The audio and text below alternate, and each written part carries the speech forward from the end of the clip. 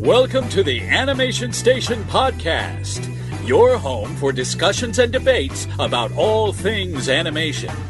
Each week, we'll rank, review, and revel in animated shows from yesterday and today, and from around the world. So grab your Acme slingshot, set your mobile suit to autopilot, and put on your mouse ears. The Animation Station Podcast begins now.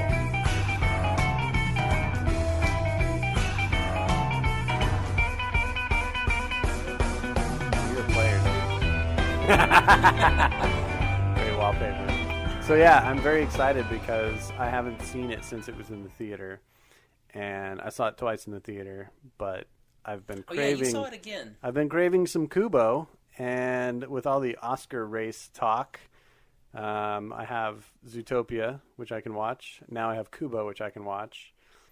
I wish Moana was already out on Blu-ray because I'd watch it. Is it? I don't know. I haven't heard. Technically tomorrow. Oh, really? It's the 21st. Oh, cool. So very cool. Heard that from our good friends over at Cloud City Cast. I haven't listened to the Walt Wednesday episode yet. I'm behind. We're recording early. We're also recording on Wednesday. Because yet again, Gavin's traveling. Gavin has to and travel then we'll both out be of town. traveling next weekend. Yeah, so I don't know when we're going to be doing it next weekend. That may be a Thursday. Lots of early recording. Because you leave on Friday. Yep. And I think I have the apartment to myself Wednesday, Thursday, and Friday. All right, so we'll record on Wednesday or Thursday. Probably. Sweet. Yeah, I think Brady will be out of town starting Thursday, so he'll be gone. Nice. Where's he going? He's going on that ski trip in Colorado. Sweet. Yeah. We're going to our company's annual year-end party, all paid for in Dallas, Texas. Yeah. Well, it's going to be awesome. Not your extra night. You're staying an extra night. Well, yeah, night, the extra night's not paid for. You got to pay for that yourself. But Saturday night, because you're driving up there Friday morning, right? Spending the day. Yeah, I'm Dallas. not sure exactly when we're leaving. And Josh is taking the charter bus because he doesn't want to have to spend any more money because it's all going to Disney. Nice. Well, that's a good cause. Yeah. So, dude, guess what? What? We're on episode 30. The big 3-0. Big 3-0, almost dude. Old enough to drink. That's not right. No, yeah. It seems just like last week that we were making fun of. We're almost able to drink. I know, right? It's funny how fast they add up. It's been 2 months. I know. It's crazy. We're more than halfway through having done this for a full year. Mm-hmm. So, I feel like episode 50. I feel like we're pretty legit. Almost there. 30 episodes. We're here to stay, man. We're legit. And right? Just wanted to tell everybody, welcome to the Animation Station Podcast. This is our final episode. No. No. This is episode 30. I'm your host, Josh. Yeah, You're right. I do wave. You do. To you everybody. wave. You can't help it. That kind of stopped though. That was more about like that. But you do. It's a funny wave. But I'm your other host, Gavin, and welcome to the Animation Station Podcast. If you're new to our show, welcome. If you're old to our show, welcome back. Welcome back. Exactly. So we've got some interesting things to talk about today. Any news on the horizon? I haven't seen a whole lot. The only thing that I've seen was, all the talk of Elena of Avalor getting that second season. Oh, yeah. So which doesn't surprise me. No. It's very popular with the tots. Got to watch the first part of Star Brewery. Okay. I think's what they're calling it. Starberry? Something. Yeah. The month of Star versus the Forces of Evil. Yeah. Saw the first 2 episodes. Really good. I showed you that clip from one of the episodes where they do the Monty Python spoof. Oh, yeah. Yeah. I thought that was pretty very good. Yeah. Very well played. Then they do a really good one that's kind of deep. And Star is not known for going super deep, but they did this one called Running with Scissors. And Marco gets basically transported to another dimension and is there for 16 years. Dang. And basically everything happens to him. Does he age? Yeah, he completely ages 16 wow. years. And then Star gets him and brings him back, and he reverts back to his old self. And he gets to a point where he goes to his computer and he just doesn't. He doesn't remember his password. And he's like, I don't remember my password. So it's kind of like, man, all this stuff happened in 16 years, but now he's supposed to adjust and go back to like it was normal. Sounds kind of like Flight of the Navigator. Sure. Kind of. Or that, like in reverse. Or that one episode of Adventure Time where Finn goes to the pillow place. That's an episode that I want you to watch. Jonathan Frakes is in it. Really? He plays older Finn. Okay. So yeah, nice. like Finn basically goes through his whole entire lifetime. Yeah. In this world, and finally comes back, and he's like no time has taken place. Same thing with like Star. Like I think like 5 minutes has taken place. Right. So he's lived his whole entire life, and it's like the exact second that he went in, and like he tells him real quick, and then he's Jake's like, so what was it like? And Finn's just like, I don't remember. And it's like you had a family, lived this whole entire life, and just doesn't remember anything because it's interesting. Different times. So this Star Brewery, is it? That's just what they're calling the episodes that come out this month, are they putting out extra episodes this month? Like, what's the deal? Like, what is it actually happening? What Disney decided to do, or Disney XD, what they decided to do was they know that people like binging shows. Right. So what they decided to do was, we're going to take all of this, the rest of the season of Star vs. the Forces of Evil, and we're going to do an episode a day, Monday through Thursday. Oh, wow. So, but it's not the full 30-minute episode. It's because most episodes of Star are broken into 15-minute segments. Okay. So you get 15 and 15. Oh, two little storylines. Two little storylines. Gotcha. So we've got one half on Monday, second half on Tuesday. The full episode comes out on Wednesday. Then same thing, Wednesday, Thursday, full episode comes out on Friday. Interesting. Yeah. So you can basically binge it if you want, and get up at, I think it's like at 7:30 a.m. Yeah. To actually watch them when they air. Or you can just wait because they know that most people don't watch them at 7:30 I imagine a Josh Kane in his jammies with his bed head getting up and making himself a bowl of Fruity Pebbles and sitting on the couch to watch Star versus the Force of Evil. I'm at work at 7:30, unfortunately. Plus, I don't have Disney I'm sad XD. for you. I have to that's get it right. on Amazon Prime. Oh, okay. Which is great because the way that it was happening, I would have to wait. It used to come out on Monday. I'd have to wait until Tuesday morning to be able to watch it. Right. Because Amazon's always a day behind. But now I can watch the full episode on Wednesday, and then I get to watch the full episode on Friday. Nice. I like it. Yeah. Well, speaking of animated television shows, I just finished last night season 1 of Trollhunters from DreamWorks and Guillermo del Toro. About time.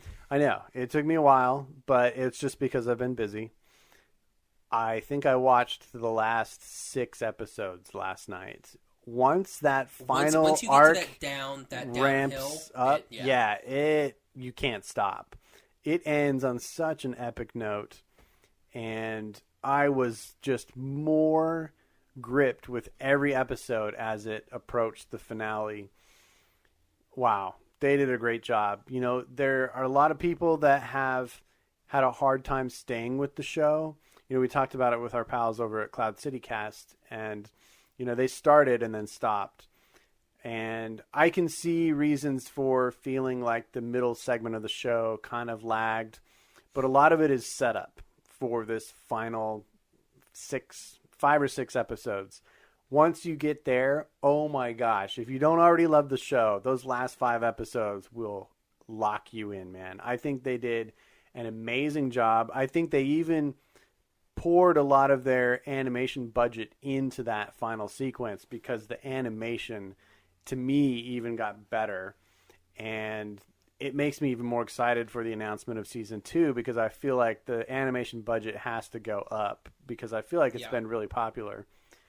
And, man, the enemy in the second half of the season is better. The story where more characters are involved, once more people become aware of the world of trolldom, I think it gets even more interesting because you have to deal with introducing them, bringing them in, like hitting them over the head with this huge shocker of a idea that, hey, there's this kind of other world living right underneath us and around us. And now you know, and you can't go back on knowing. So you can either be a part of it or you can just like shut up and let us do our thing. Yeah. And I think it's so amazingly done. And you have multiple storylines in that too. Oh yeah. Especially for Jim. Because Jim has to, has to, wrangle in his friendship with Toby. Because they have like an episode there where Toby doesn't think that he's, useful to Jim anymore. Right. Then you have his relationship with Claire, which is a budding romance that she's totally cool for, but he's an idiot, which is classic teenage boy.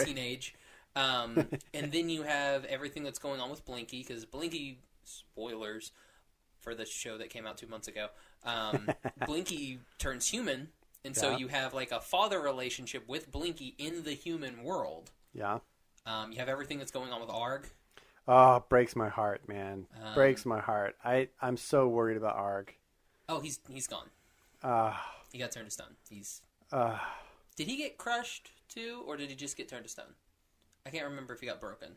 Yeah, I think he just got turned to stone. Okay. Hey, who knows? Maybe they'll break. I just feel like maybe there's some way. I don't know. I don't know. Blinky said an old guy, the main troll dude, he said that there's no way to reverse it. I like him. Yeah, he's kind of cool. He grew on me. Man, like, I tell you, everything grows on you after. Like, even the gnomes at the end, you're like, gnomes, I love you dudes. You're awesome. Especially Noam Chomsky. Noam Chomsky's the best. And he comes back. I know.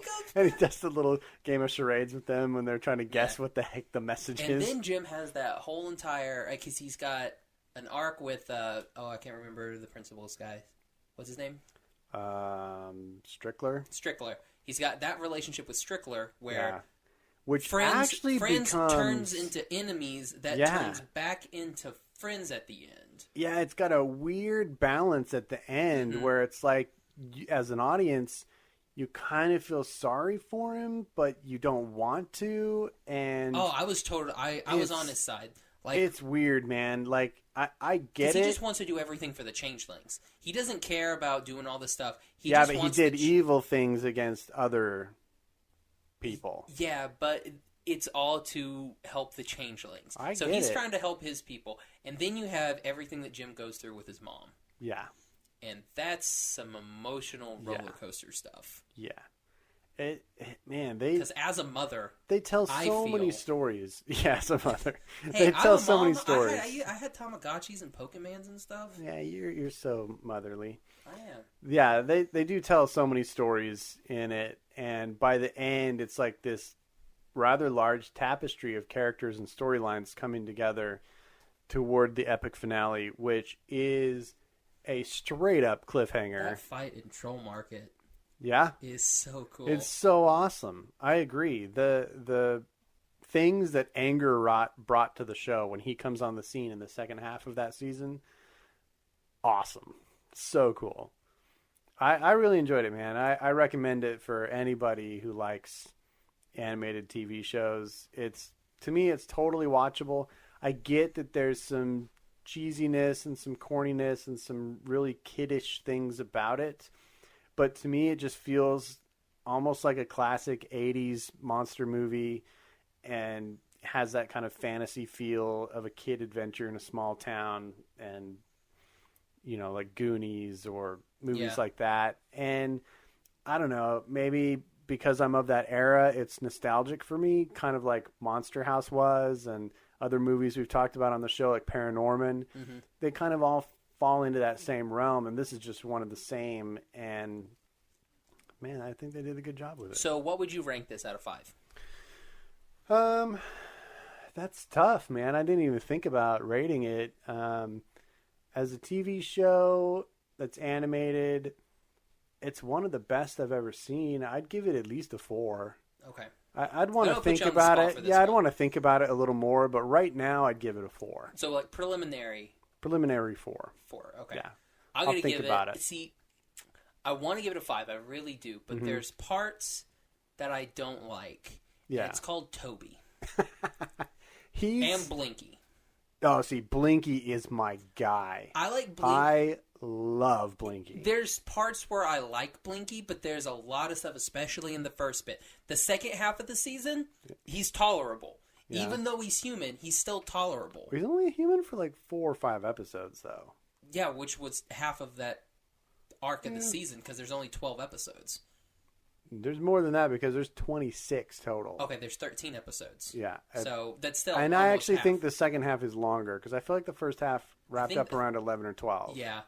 I did not like him in the first half. The second half, he's tolerable for me. Yeah. But Toby, from beginning to end, don't like him. Yeah. I'm just maybe kill him. Maybe kill him. I'm cool with Claire. I learned to love Toby. Like, stylistically, he doesn't seem to be the right proportions for he the show. Fit in the world. Yeah, his head is clearly too large. And Claire actually, physical parameters of his head are too large for him to coexist in the same universe as the other human characters. And Claire doesn't really look like she looks weird too, because the way that her arms and everything are proportioned, she looks like she came out of Ladybug.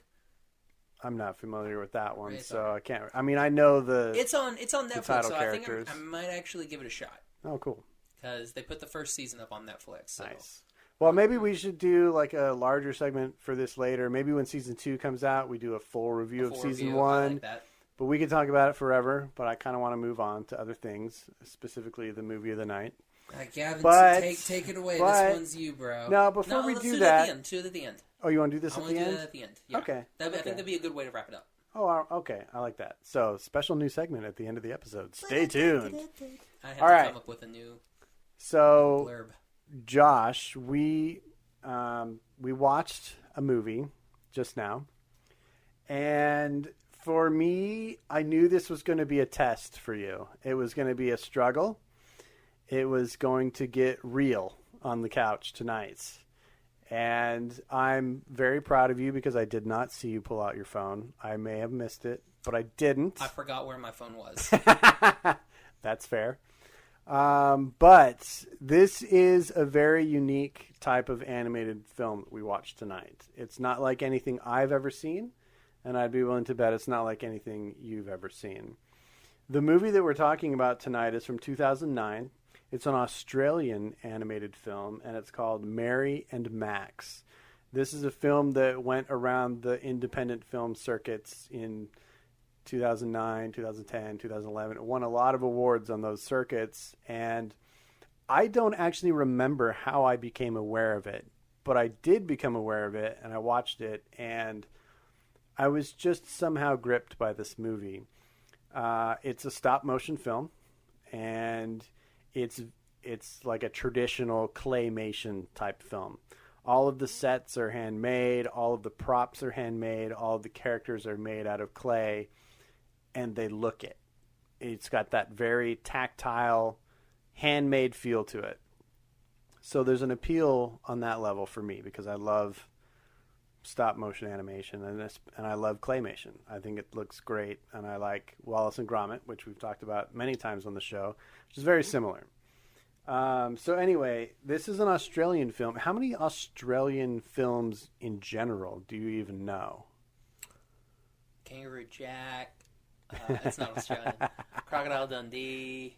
I don't think that's an Australian-made movie either. I think that's like Touchstone Pictures or something. Animal Planets. Crocodile Hunter. I honestly am not. Yeah, I'm not familiar with the Australian film industry at all. I don't know if it's an industry or if it's just I don't know. I mean, there are a lot of famous Hollywood actors and actresses that come from Australia. You know, Mel Gibson, Hugh Jackman, Eric Bana, who's in this movie tonight. I mean, there seems to be a steady stream of them coming. Isn't Hemsworth, Thor? Isn't he from Australia? New Zealand, I don't know.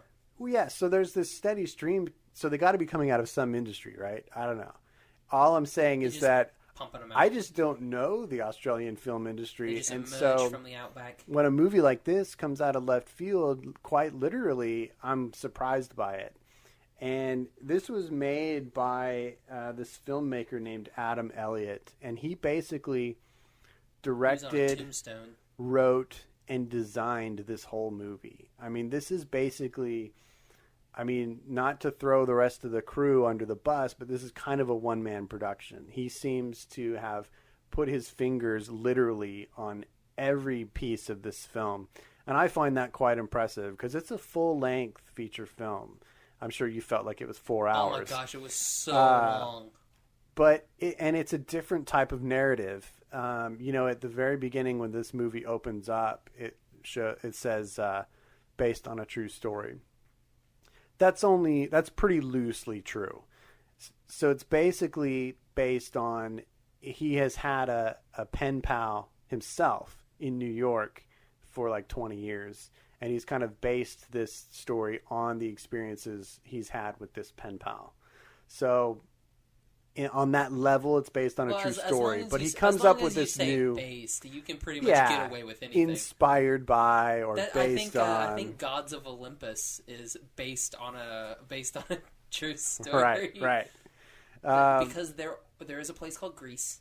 Yeah. And we'll get back to the Greece connection later on exactly. in the movie. So the way that this story is told, it's basically a narrator kind of giving you major points along the way, but then it's basically the letters between these two characters, one in Australia, one in New York, as read by those characters, and then you kind of see them doing actions while they read and, throughout. But there's not a lot of action to this movie. There's not a lot of movement. It's very quiet and contemplative. And as I described it to you before we turned it on, I said, do you remember what I said? I'm going to hate it or something. No, I did not say that, for sure. You said something like it's dark or something. I don't remember. Okay, what I told you is it's ugly. And I feel like in many ways, the visual intent of this movie is to be ugly. But there's some hidden beauty within the story. And for me, that's what this movie ends up being. And I'm getting really poignant right now and trying to give this some sort of gravitas that's hard to communicate in a podcast. But if any of you have seen this movie, you'll kind of understand the weightiness that is inherent in this story. And basically, to give the basic points of it, it's a little girl in Australia who's lonely because she's picked on. She doesn't fit in. She's longing for a friend. Her home life is terrible because her parents are lame. She has a bit of a shat life. Yeah, it's terrible. And right down to the fact that she's got a poo-colored birthmark on her forehead that all the kids make fun of her over. And so in desperation, she's in a post office with her mother who's shoplifting envelopes. And she finds a New York phone book that happened to be there. She picks out a name at random and decides, I'm going to write to this person and see if they'll be my friend. And then it launches a lifelong pen pal correspondence and relationship that changes her life and the life of her pen pal. Now we switch to New York. And this 8-year-old girl has written this, I think it starts when he's 44-year-old. 47. Is it 47? Because I was keeping up with the with the ages here. Nice. So it's an overweight man, Jewish by birth, but an atheist, and he's got Asperger's. So also a very lonely guy with no friends. He has some really funky pets. And like 14 Henrys. Chain of, we see probably 10 or 12 goldfish die during this movie, and he just replaces them. And so it's a really interesting study about, how two people can connect across the world from two different age brackets, two different walks of life, yet similar needs. And to me, that's kind of the core of this story. It's like, people everywhere need other people in various degrees, and lonely people just need friends sometimes. And I think that to me is the magic of this movie. So, I mean, that's kind of the nutshell of, what the movie is. I think that, like I said, it's a very unique film. It's not like anything I've ever seen. It's not an upper. It's definitely a downer. It's the darkest thing I will show you. You can bet on that. You're gonna show me Pinocchio with a bunch of that ends on a happy ending and an evil-looking fox. He is evil. I like Honest John. I just watched that the other day. By the way, I got the new signature edition on Blu-ray, and I had to watch it. And man, fantastic.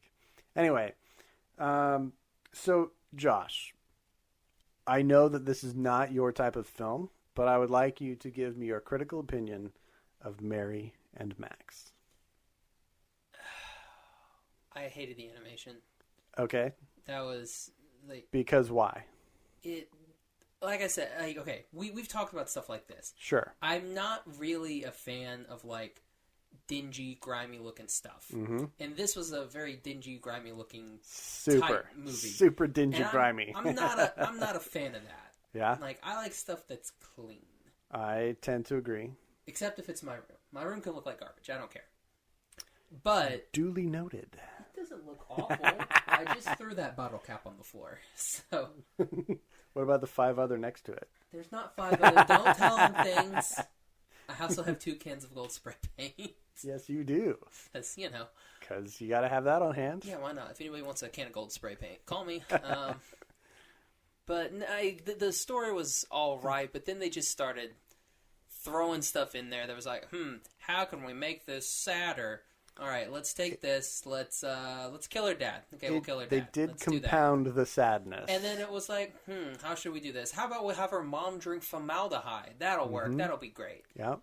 And then he wins the lottery, gives it to his neighbor. Mm-hmm. How can we do it? Let's make her have some sort of jetpack crash and she'll die. What else can we do? How about we take her husband and turn him gay and then make him run off with a sheep farmer. A sheep farmer in New Zealand. In New Zealand. Let's do that because it's Eric Bana. Eric Bana. And then we'll have her try to commit suicide by taking a bunch of Valium and hanging herself. Oh my gosh, that scene. While she's pregnant. Yeah. And she has this trip and then... I honestly, when the wheelchair guy brings her the package, I honestly expected him to get hit by a truck too. So yeah, I did too the first time I saw it. Yeah.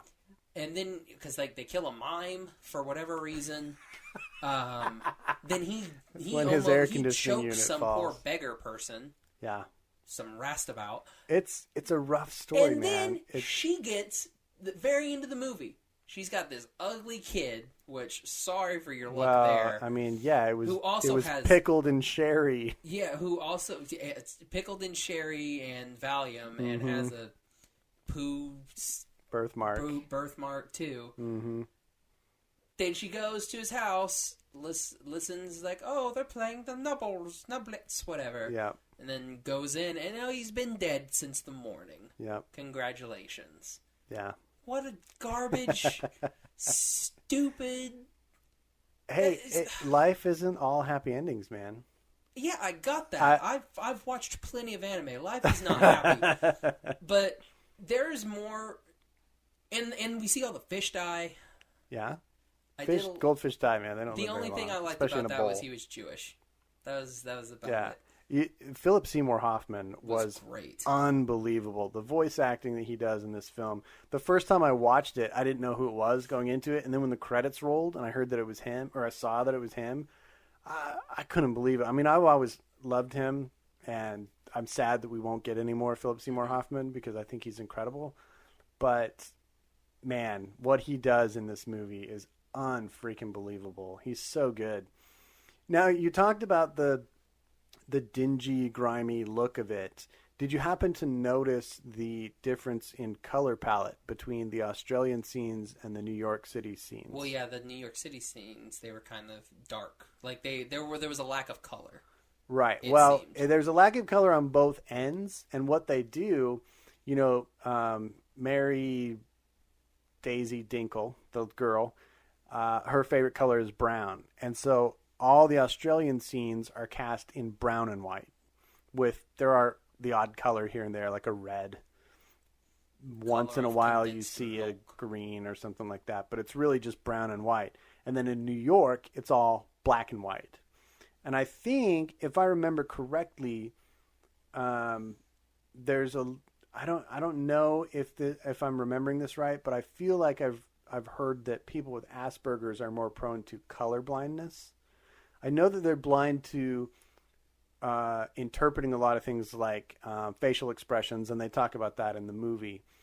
I want to feel like there's a color blindness proneness to Asperger's. I could be wrong. If somebody else out there knows, let me know.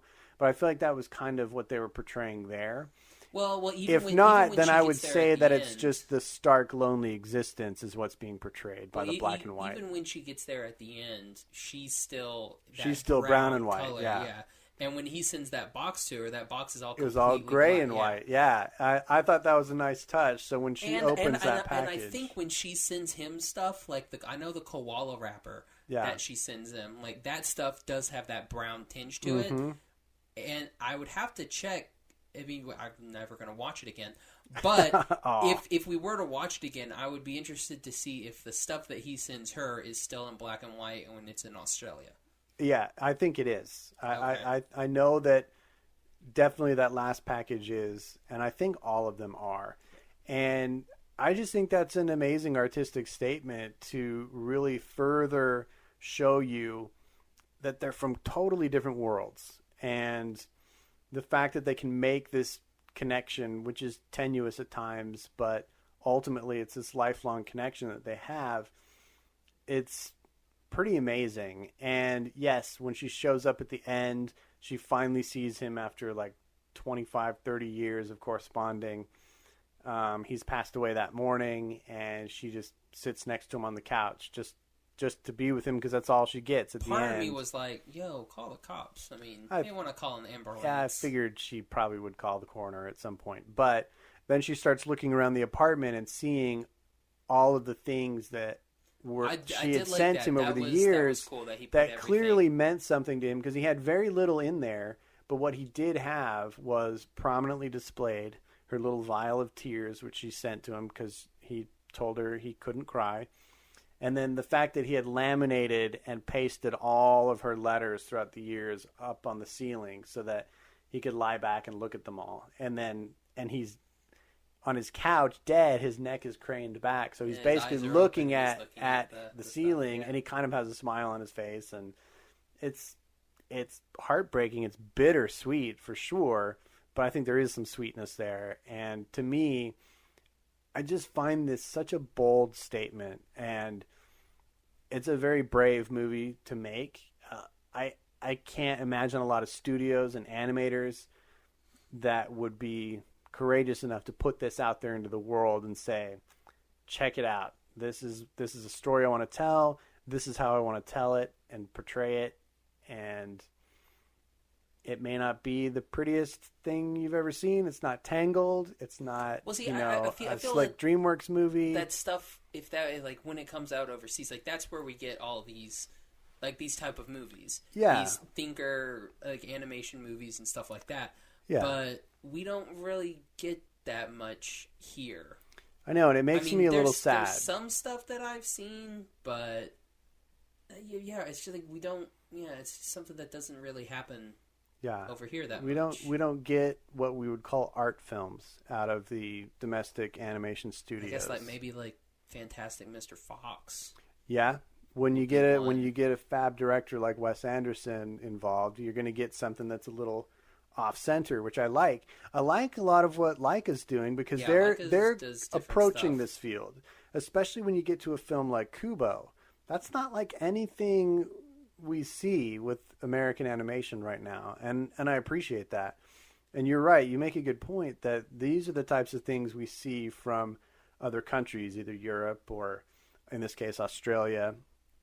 I can think of a couple other things that I've seen out of with what's it called, Little Prince. That's French. Yeah, and it's completely it's like that would not be made by Disney or I agree. anything like that. I totally agree with that. Yeah. So, I mean, there's a different ideal and a different aesthetic that, they're dealing with when they have an Australian audience or an international audience. And I don't know if Adam Elliott ever thought this would be successful in America. I don't know that it was successful in America. It never had a theatrical release here. It was here at a couple film festivals, I think, and then became available as a DVD or Blu-ray. But I mean, it had some success internationally. It won some awards, and I think a lot of it is because it's a different statement. You just don't see stuff like this, and no. I appreciate it. I appreciate you being willing to sit down and watch it, even though I knew it wasn't one of your favorite types of animation, and I knew it wasn't going to make your top 5 list of anything, really. unless you're about to shock me. Oh, yeah. I really don't. But let's talk about a couple other elements, and then we'll move on to we'll rate it, and then we'll move on to our top 5s. So, did you have any impression about the music in this movie? Yeah, it was a lot of stuff that I'd heard before. There were a lot of songs, the instrumental versions of songs. Yeah. They do the Frank Sinatra song. They do a vocal on Que Sera Sera. Yeah.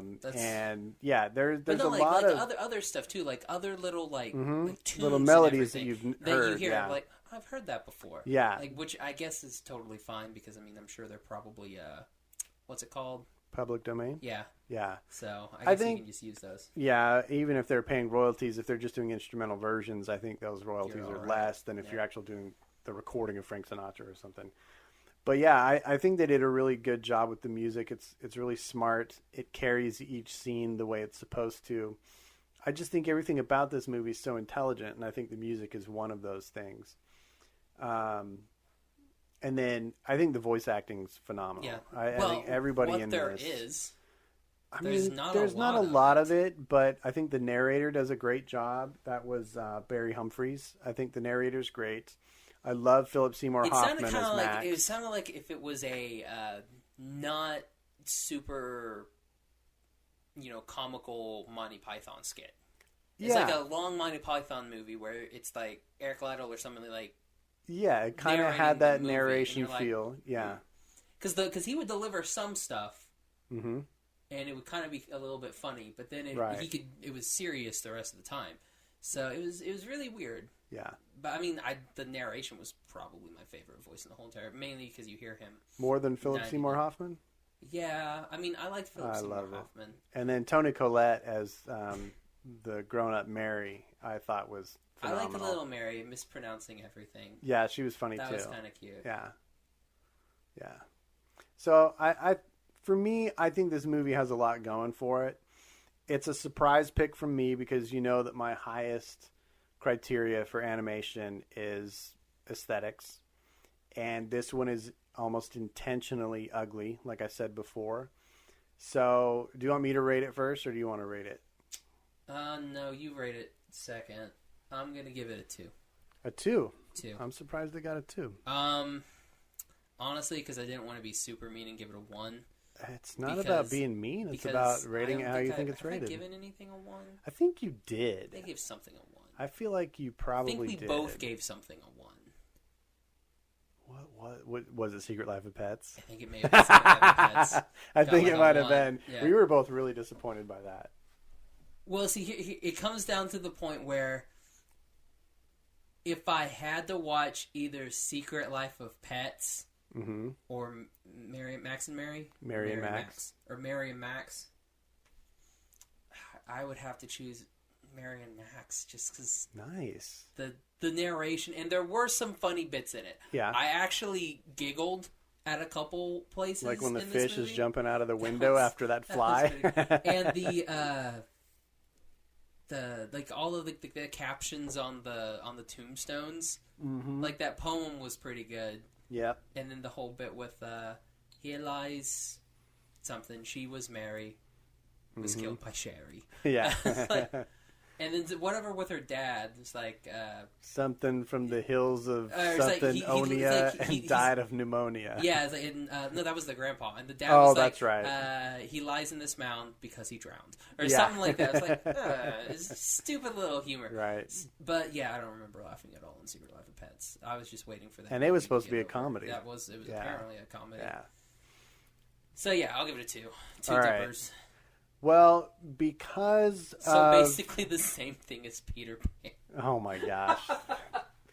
But I think this movie has merit. So for me, because of the poignancy of it and just the story itself, and I just feel like this is fearless filmmaking, and I really, really respect it.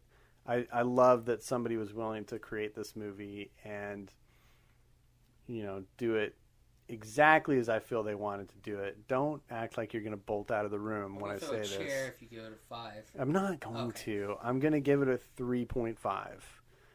And it's really just because I have so much respect for it. And if anybody out there has not seen this movie, Amazon is probably your only bet. You've heard our discussion, and it's not slick and pretty. And it's a rough story, but man, I think it's worth a view, and it may actually touch you. How long was this movie? Great. Was this like 2 hours? It felt like 2.5. I think it's like an hour and a half is all. Only? I think my so, gosh, yeah. It felt like 2.5 hours. Yeah. Well, we'll not talk about it for 2.5 hours. Let's go ahead and move it along. All right. Top 5? Let's do it. And now for another Top 5. Okay, it's time for Top 5, and it's time to bring the conversation up a little bit, get some energy out of Josh here. So we picked his least favorite animation genre. I'm going to eat a Snickers. So what we're doing on this episode is we're going to rank our top 5 stop-motion animated shows, either movies or shows. And they're animated shows? Yeah, we talked about Gumby. Gumby. I mean, Moral Laurel. whatever. I would have put Moral Laurel on the list. So that's what we're doing. And I know that our friend of the show, Carolina, had suggested this as one of her suggestions for our top 5s in April. But her entry still counts as an entry into the giveaway. Was it her and Sakura or Sakura that were like, do Hercules? And we're like, well, that's next. Yeah, I think somebody did that too, yeah. So not to worry, those entries still count, even though we've already done them. But just think of more things to enter on the next post. So, yeah, we'll talk more about our Audience Appreciation April giveaway and contest later. So, top 5 stop-motion animated things. Shows or movies. You're first, dude. Yeah, I went last. I went first last time. Or went last first time. Something. You went second the third time. So, my number 5, get ready for this, is gonna be from, I don't remember the date. Is it? I don't know the dates of all these either. What's that one? Who are the guys that do the Frosty the Snowman? I don't know what that studio is. I can't remember. I don't remember. Are you going Rudolph? Rudolph the Red-Nosed Reindeer. Nice. Excellent. Yeah. That's nostalgia. I want to say it's Franklin and Bash, but it's not Franklin and Bash. That would be hilarious. Oh, man. Yeah, that's pure nostalgia for me. Yeah, that's the only reason it made the list. Yeah, it's fun. I go back and look at it and I'm like, really? You can make that any better? No. Everyone was like, all right, fun. Yeah, that's right. I want to be a dentist. Oh, stupid little... That reminds me of Toby. All right, well, my number 5 is from a world-famous stop-motion animator. He's not really a stop-motion animator, but he's a designer of stop-motion films. Tim Burton, The Corpse Bride. That's my number 5. I think that's a fantastic movie. I think it's one of the best examples of stop-motion. Some of the effects they pull off in that movie just blow me away every time. Cool. Mr. Bone Jangles, man. I know you don't like skeletons, but that's weird. I also didn't like that movie. I know, that's so weird. All right, what's your number 4? My number 4 is from, I don't know what's... I did a really bad job of research this one. Who did James and the Giant Peach? That's Tim Burton, too. Oh. Well, James and the Giant Peach. Nice. That's a Disney film. So. Oh, it's Disney? Okay. Yep. Mm-hmm. They should make that into like a live action.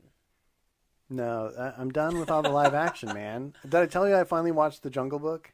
Oh, yeah. How was that? Meh. Yeah, it looked... The animation was really phenomenal, but You ready for Pete's Dragon? I didn't need it. That's my next one. The only good thing about Pete's Dragon was Carl Urban's in it. That's the only good thing. You know who Carl I know who that okay. is, yeah. Mm-hmm. Yeah, I like Jason Giant Peach. I like the story. That spider's Did you read the book dope. when you were a kid? No. All right. Not a big reader? No, I'm a huge reader. Oh. I mean, when you were a kid? Yeah. Yeah? Yeah. But you just didn't read... Did you read any Roald Dahl? What? The author Roald Dahl, who I don't wrote know who that is. James and the Giant Peach, D-A-H-L? Charlie and the Chocolate Factory. Yes. No. The Witches. The Nope. BFG. Nope. Man. I didn't read any of them either. Yeah. So, my number 4... I read Lord of the Rings and Harry Potter and I read a bunch of sci-fi stuff. Yeah. Like those, like that Magicians right there by Raymond Feist. Yeah. I've had that since I was in 4th grade. Wow. Yeah. And I've read it multiple times. Nice. As you can tell by the spine. Yeah, are they broken? I can't tell from here. Yeah. It's a well-read book, then. It's good. All right, my number 4 is a movie we've already mentioned on this show. This episode. No. From director Wes Anderson. Oh, nice. Fantastic Mr. Fox. I love that movie. I wanted it, spoilers, I wanted to put Fantastic Mr. Fox on the list, but I've only seen it the one time, and I need to see it again. Oh, anytime, dude. Do you own it? I totally own it. We should do that on an episode. I'm down for that. I absolutely love it. I'm a Wes Anderson fan. I know he's not for everybody, but I love almost all of his movies, and this was one of my very favorite movies that he ever did. I think they did a fantastic job with it. We could do West Augustson. That sounds awful. Oh, we're stretching for themes at that point. Is it my turn again? Yes, we're on number 3. Okay, number 3, I'm going to go with Paranorman. Nice. I liked Paranorman. I love Paranorman. I liked the story in Paranorman's great. Okay, so I don't like dingy stuff, but in this movie, it wasn't as much dinge. It was more lived in. It was like retro and lived in. It felt like this would be something that could literally be made by Spielberg. I feel like we talked about that on that episode, is that town really felt like it was the town where those characters lived their whole lives. You know, it's like it really felt real in so many ways. I agree. Yeah, so I thought that was a beautiful film, movie. man. Good pick. Yeah. Good pick. I like it. All right, my Plus number 3. Yeah, it's good. My number 3 is from Aardman Animation Studios. Oh, was it Wallace and Gromit? Wallace and Gromit, Curse of the Were-Rabbit. Didn't their studio burn down? Oh, that hurts, man. Yeah, they lost No, all... I'm not trying to be... No, it did. They lost all of the original Wallace and Gromit sets. So all of the ones from their famous 3 short films that they did that gained the Wallace and Gromit franchise all their fame, all those sets they lost. Did they do the Shaun the Sheep stuff too? Is that Aardman too? Yeah, that's Aardman. They did Flushed Away. They did Chicken Run. Yeah. Did you ever see, what's it called? Never saw Flushed Away. Creature Comforts, where they just interview like random people on the street and then they animate them as animals in a zoo. That's hilarious. It's awesome. It's really so good. It's a TV show. They're just little shorts. It's really good. So yeah, Curse of the Were-Rabbit. My number 2, I'm going to go with the Box Trolls. Nice. Yeah. More Laika. Yeah, well, Laika's not done yet. I like the Box Trolls. I love the Box Trolls. It's a really good story, and it has a nice happy ending too. Yeah. Worst part is probably the bad guy. You don't like him? No, he's a good bad guy. Oh, That's yeah, why I he's don't awesome. like him. And he eats the cheese. And he has a cheese allergy. Yeah. But Isaac Hempstead Wright good. is the main character. Yeah? He plays Fish, right? Is it yeah. Fish? Mm-hmm. He plays Fish, and his voice. I mean, he is the voice. He's not the voice. He is the actor who plays Bran Stark in Game of Thrones. My favorite character in Game of Thrones. Favorite character in the books. In the show. Can you insert a cricket noise right here? I'm not 100% sure on my cricket terms. The chirp of a cricket. No, I mean I know you have the bat, and you have to hit the ball, and you have to run from one pole to another, and I think however many times you can run to the pole, that's like a point or something. I'm talking. I don't remember. Bugs, not bats. Cricket. Chirp. You like the box troll too? So shut up, nerd. All right. Because it's your number one. My number 2. The Box Trolls from Laika. What your number one could possibly be. I agree, man. To me, that is still my favorite Laika film. I know it's not yours because I know it's coming up next, but it's my favorite Laika film. I think the design work on it, the sets that they built in that town are just incredible. And I love that it's this little isolated city, but it's this whole world unto itself. And the characters are fantastic. The story is great. The music is great. Everything about it. I adore that movie, and it's still my favorite Laika movie. Very narrowly beat out some of these other ones. Nice. Yeah. So honorable mentions. Yeah, dude.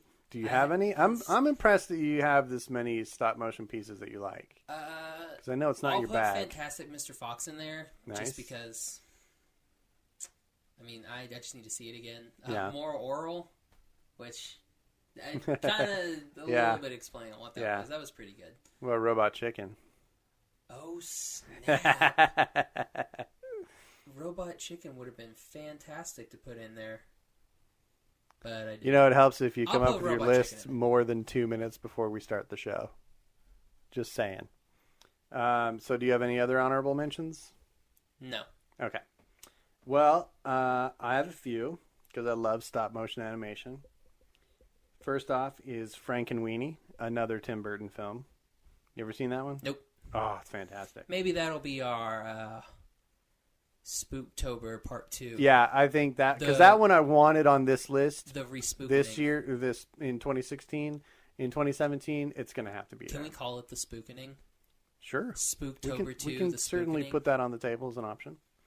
Tonight, and then in year 3, it'll be. Never mind. Sorry, go ahead. Wow. Tonight's film, Mary and Max, gets an honorable mention. Sorry, I wasn't going to clap there. I was actually just scratching. You looked like you were going to clap. Paranorman's on my honorable mention list. Kubo and the Two Strings is also on my honorable mentions list. As he fake spits out water. Yeah, I didn't want to waste water. Chicken Run, James and the Giant Peach. Chicken Run. I forgot to put. I'll put Chicken Run on mine. Yeah. The Little Prince, because it's half stop motion, and it just needs to be mentioned because it was awesome. It was one of our favorite films of 2016. I wouldn't even say half. I would say probably a quarter. Yeah, that's probably accurate. But it has stop motion. So, and then another Aardman animation film, Pirates Band of Misfits. David Tennant's in that. He is. That's a good movie. And Hugh Grant. Yep, as the pirate captain. He's great. And I don't know anybody else. I feel like Penelope Cruz is in it. I feel like, is Craig Ferguson in it? I can't remember all the voice actors. He's in... It's so good, though. Is Gerard Butler in it? It's not the cast of How to Train Your Dragon. I know where you're going.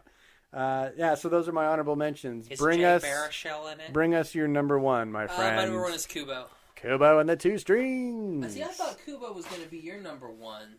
No, I told you it's not my favorite Laika. Yeah, I know. You know what it is. Think back to Halloween 2016. Oh, my All number right, everybody. one. Thanks for listening to the Animation Station you always podcast. try this, but it doesn't work. Yeah, but I edit it. I can turn it off whenever I want. Like, no! Thank you for listening to the... You can. Anyway, if the audience knows me at all, they know that my pick is The Nightmare Before Christmas. To me, it is still a masterwork. 12-year-old fangirls that are at stop Hot Topic motion. are going crazy right now. They probably are, but that's probably just more about merchandise and Jack and Sally love. But I still think it's a beautiful artistic piece, and it really kind of lit the fire for the last 20 plus years of stop motion films, and I respect it for that. So Nightmare Before Christmas, my number one. Nice. Now it's hard to beat, man. It's so epic, and it's such a great musical. Sorry, I had to look at what we were doing next week. Oh, okay. I forgot that we changed it. Yeah, we did. Yeah. Haha. That was weird. Right? Okay, so yeah. So that was top 5. Top 5s. Down in the books. I think I won that one. I'm just saying. I mean, not that it's a competition, but you can pretend. I won. Like 100 to nothing. That was just, I killed it. Except we both had box trolls, so I at least get 10 yeah, points. That's true. I actually have to be 20 points. All right, 100 to 20. Yeah. Yes. So suck it, nerd. All right, now you have a list of we're doing a new segment called Animation. I don't have a name for it. Yeah, I think we're just right now calling it the Cartoon Calendar to go along with Cartoon Cafe. So basically, Cartoon Calendar. Josh, insert sound effect of a calendar ripping. It's the quietest thing ever. Flipping the pages of a calendar. So I just had this idea that it'd be nice, we bring the news, and every once in a while we talk about when a release date is announced, but just to keep the audience in the know about what's coming up soon in the world of animation, I just wanted to talk about release dates. I guess you feel like maybe at the end of every episode we might play around with where every episode. I think we only do it once a month. Or every episode, we'll see. I mean, just to talk about what's coming up. If there's news, maybe stuff that's coming up in the next month, but I don't think we need to go all the way every month to November. Which is what I said. Technically, you didn't. Going into this episode, I told you that. Yes. Yeah, but you didn't say it on the podcast. I will fight you. I'm not done yet. Well, here's the you thing. cut me off. I hardly ever listen to you. This is so true. This is so true. So you say things, and I'm just like, yeah, that sounds great, Gavin. Right. And then, you come up with a movie, like, we're going to watch this. I'm like, I forgot about that. Yeah. So basically, just to say, hey, here's what's coming up in the next month, to look out for it so that you don't miss out on it. And maybe to talk about the big things that are out there on the horizon, or if there's a big announcement of, hey, we finally have a release date for... like when they announced Incredibles 2 or something like that, Let's do a hype meter, too. So, like, on a scale of 1 to 10, your hype meter for that movie. So there's only 2 major releases left in February. Just do just go through the year. Okay, we'll do it. Rock Dog. What's your hype meter say? Out of 10. Out of 10, because I saw that Sam Elliott is playing a character named Fleetwood Yak, 0. So, absolute 0. I'm with you, man. I'm not excited about that one. The Oscar-nominated French animated film, My Life as a Zucchini, which to me kind of has shades of the film that we watched tonight. It seems to be about bullying and a kid's struggle. Maybe. Is it coming? It looks interesting. It coming in theaters? I have no idea, but I'm interested to see it. I mean, it's but here's it's the being thing. released by G Kids on the 24th. Oh. Yeah, so we may get a Fathom then. Yeah. Okay. We might. If we get a Fathom and it comes here, I'll probably catch it. Yeah.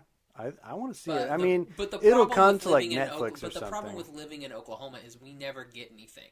Like, That's a bunch of pretty these true. anime stuff that comes out, we don't get. Now, Oliver lives in Chicago and he gets freaking everything. He gets it all, yeah. Lucky dude. So then the next 2 biggies on the list are 2 that we're both excited about. We got The Boss Baby coming out at the end of March. 10. And then we got Your Name coming out the first week in April. That's like a 15, right? We're gonna turn it up to 11. That's the hype meter. It's 11. Right. It's 11. I like it. Well, why just not make it 10? Because this goes to 11. Right. So 11. Mm-hmm. I'm done. Okay. I didn't know how Spinal Tap you were going to go there. I could go more. The rest of April has Smurfs and a movie called Leap. Smurfs, I'll give it about a 6. I'm interested in it. Leap, I don't know much about. It's another... Who's in it? It was made in France and Canada. I don't know. French Canada? It's not necessarily French Canada, but like Quebec. The studios are in France Canada. I think it's how you say it. I think it's Quebec, not Quebec, but because we're Americans, so I think it's Quebec. I have no idea. If you're from that region of Canada, let me know if I'm saying it right. Is it a province?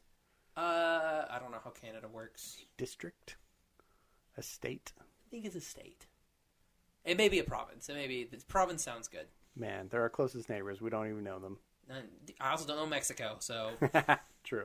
I just think of Mexico as just Mexico. It starts to get big in June when we've got Captain Underpants the movie. None. Cars 3. Still none. And Despicable Me 3. Also none. Are you totally out on June? Huh? I'm totally in on 2 of those. I don't care about Captain Underpants, but Cars 3 I'm at like a 20. I mean, and Despicable Me I'm at like at least a 7 or 8. I'll watch them for the show, but wow, thanks for your charity, man. Yeah, no problem, man. We got the Emoji Movie coming in August. 0 for me. Somebody's in that. I don't care. Who's in that movie? That doesn't matter. Patrick Stewart, I think. You could be in that movie. I wouldn't watch it. Can I? So if I was in a movie, you wouldn't watch it? Not the Emoji Movie. Yes, I'd watch it. Yay. I'd watch your scenes. I'd wait till it came out on Blu-ray and I'd fast forward it to your scenes. That was a terrible toss. Well, I wasn't trying to make a game out of it. 0. Okay. So far, I'm a big downer. There's a movie called Blazing Samurai, which apparently features a huge fat cat, but I don't really know much else about it. I'll give it a 1 because it has the term samurai in it. The Nut Job 2 also comes out in August. Not really interested in that. Ooh, what about the Lego Ninjago movie? That comes out in September. Just because we saw Lego Batman and we saw that trailer, I'll give it a solid 7. I'm excited to see it. It looked funny. It does look funny. It looked pretty funny. I agree. It's like, I'm your father. It's like, you're my dad. Be like, wait, what did you say? But what? But yeah, I thought that was pretty good. It was well played. So then, How can I be a couple weeks after that, the movie you've been waiting for, My Little Pony, the movie. Yes. 10? This is going to be bad. I'm a bad brony. I haven't watched this show since 2014. What? So... What? Or was it 2015? I don't know. Once Twilight got her wings, I stopped caring. Because then it just went... Wow. So, whenever she got her wings, that's when I stopped. The next one is a movie from Sony called The Star, which I don't know anything about yet. I don't know if there's any teasers or anything out yet. But that same month, we get the new Pixar movie, Coco. For me, I'm on a 10 for that one. I'm still going to give it a 5 until you give me something. Yeah, we don't have much to go on. Maybe we'll get something at D23. For a person like you that hasn't liked a lot of Pixar stuff, that makes sense. For a person like me that has liked a lot of Pixar stuff, I still get completely excited anytime they put something out. Even though the last, 3 have been disappointing to me. Liam gave me some guff a while back because he was like, if you see it, why don't you watch a Pixar movie? And I'm like, I've seen all but, 4 Pixar movies. Yeah. I haven't seen Cars 2. Haven't seen... The Good Dinosaur. Good Dinosaur. Despicable Me. No. Inside Out. Inside Out. Inside Out. And then I don't know. I feel like we've talked... You see all 3 Toy Stories? Yep. Did you see both Monsters, Inc.'s? Second Monsters, Inc. Monsters University. Okay. Yeah. I knew it was one of the sequels. So, I've seen out of, 17? Something like that, Something like that. I've missed 4. Yeah. I was like, I've seen them. Yeah. They've just never been good. Well, that's not true. You just haven't liked them. That second one was good. I like that second one. The second movie they did? Bug's Life. Yeah, I agree. That's a great movie. And then the last movie of the year, I think, has been canceled. It was the Ferdinand movie from Fox and Blue Sky. I think I read last night that it's been canceled, though. So what is that? It's about Ferdinand the Bull. Disney did a short cartoon of it back in the 40s or something like that. Probably got slapped with a lawsuit. Maybe, I don't know. But that's the calendar for this year. I don't necessarily want to do the whole rundown every time, but I definitely want to keep people apprised of what's on the near horizon. So that's kind of the outlook for the year. And as new things come up and they get announced, we can talk about those. But, just this helps our fans kind of know what's going on. We'll do cartoon cafes on the majority of those. Like the big stuff that's coming out, we'll do cartoon cafes on those. Which ones do you think we'll do? You think we'll do... Well, we definitely have to do Your Name. Your Name and Boss Baby. They're like a week apart, though. So? All right. Cars 3 I'd love to do. And then... Yeah, we'll do Cars 3 and Coco? the other one. Coco, we'll do the other one, too. Lego Ninjago? Lego and the other one that comes around Cars. Oh, Despicable Me? We'll do that one, too. All right. I'll have to see the second one. Okay. Because I he was with that chick, and I don't know who that chick is. I don't think you really would need to. There's not a lot of depth of plot in those movies. But you can definitely watch it. Was it more Minions than the first one? Maybe. Was it more or less Miranda Cosgrove? That's the girl, right? That's the girl. Little... I don't feel like it. Same. I feel like it was about the same. Yeah. It's not as good as the first one. I'll tell you that much. We'll just, I guess. Definitely tell you that we'll much. Just go for the second one. Or third one, why not? Right, Going blind. That'll probably be better for me. Oh, nice. All right, man. Well, that's the cartoon calendar. Yeah. I'm putting it in my orange folder now to update for next time. Oh, my gosh. I can't sing. Boy. Well, that was I think we fizzled out, man. It was a very mellow episode. But we still managed to somehow go for an hour. That's good. Yeah. That's good. Which probably cut out a lot. Oh, well. You got plenty of time, Mr. Editor. I'll cut a bunch of this out. All right, so Gavin, where can everybody find you? Well, they can find me on Instagram and Twitter at Gavin Otteson Art. You can find me on Twitter and Instagram at Josh L. Kane. You can find the podcast on Instagram at Animation Station Podcast and on Twitter at Animate Podcast. You can listen to all episodes of the podcast on www.animationstationpodcast.com as well as iTunes and Stitcher. And you can tumble if you want to. Tumble it, why not? Because, we also have a Facebook page, Animation Station Podcast. Yup. And make sure that you also check out the Secret Superhero Club podcast network. And you can find our friends over at Cloud City Cast. And Magic, it's Magic the Gathering, so it's MG Pro Tutor, right? Yeah. Is the new one. With Shaun of the Gathering. Sean. We're so awesome at this.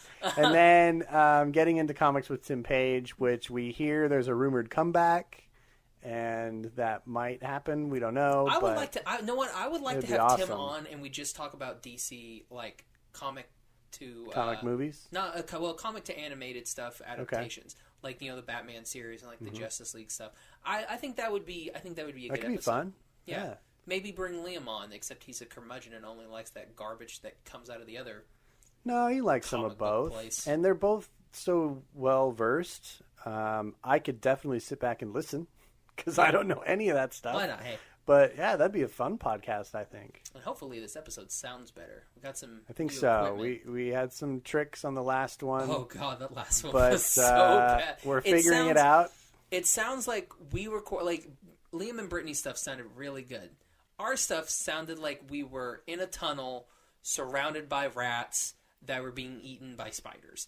That's how bad our recording sounded. Oh, it was the spiders. Yep. I couldn't pick out what it was, but you're right. It's the spiders eating the rats. Yep. You nailed it.